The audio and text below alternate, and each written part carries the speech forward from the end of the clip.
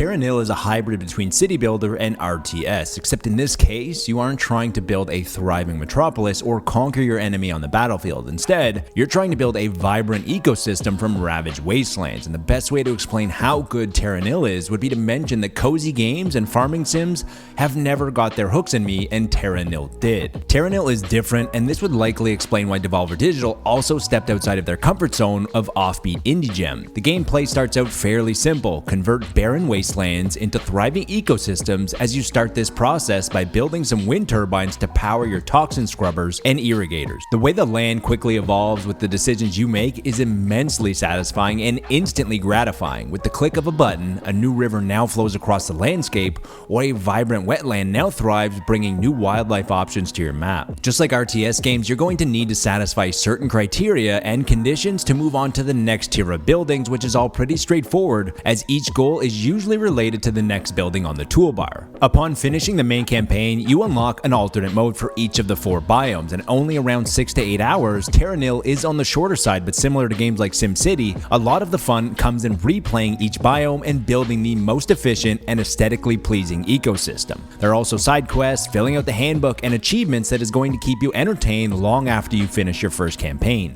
Terra Nil guides the player very nicely, but occasionally it doesn't explain how you can accomplish certain goals. It explains what end results are needed in the handbook, but figuring out how to get the end result can be tough. The other issue that got in the way of the fun was removing everything that you built to create the ecosystem at the end. This is done in 2 parts, with the first being putting down recyclers that remove all of the buildings, leaving just one building full of all those materials. This part was enjoyable, but getting in drones or your monorails to these recycle stations and then removing each monorail node itself was very tough. Each single rail post needs to be removed one by one, and these are 1x1 tiles, which can be finicky. If there was a button to completely remove all of the rails, starting with the farthest, it would have eliminated a lot of the frustration. Terra Nil is available on PC and Netflix, with this review being done on the Steam Deck. While the game is more than serviceable on the Steam Deck, there is some optimization that could have been done for the Valve handheld. The best way to achieve results is with a combination of thumbstick, mouse touchpad, and the touchscreen itself, which is too many steps. Terra Nil is a great game to lose yourself in for a few hours, but it's also perfect if you only have a couple of minutes to put down a few buildings, then call it a day. And with Steam Deck optimization, this really would have hit it out of the park. With its reverse city builder gameplay to its spa-like score that is accented by waves crashing on the beach you just made, or wind rustling through the bamboo trees that you just planted in the abandoned skyscraper, to completing the handbook filled with stunning art,